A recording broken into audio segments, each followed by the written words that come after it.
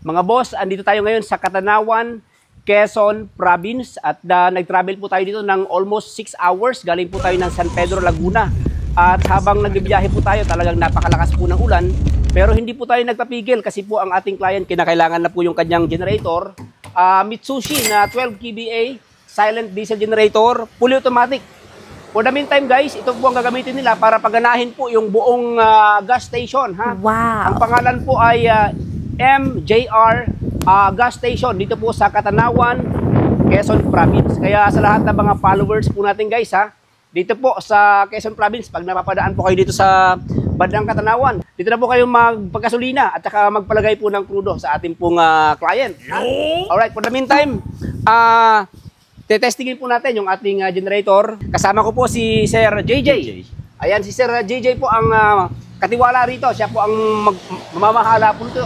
At siya rin po ang tuturuan natin paano i-operate yung ating generator. Samahan nyo kami. Let's go.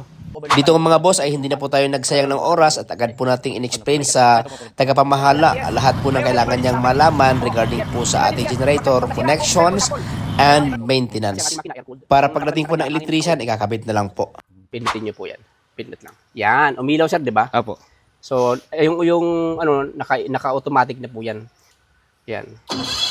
Yan. Under pa rin. Automatic po. Ganun siya. Pagka fully automatic, ganun siya. Kasi wala kasing kuryente. Opo. Pero pagka may kuryente to, automatic naman, mamamatay naman yun. Automatic na po siya mamamatay. Automatic na po kuryente po. Ganun po siya.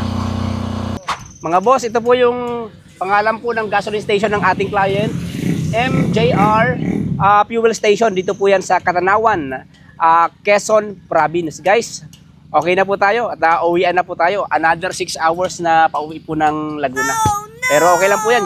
Ganyan po talaga kapag meron tayong client, we have to do everything para po ma-provide natin yung kanila po mga pangailangan.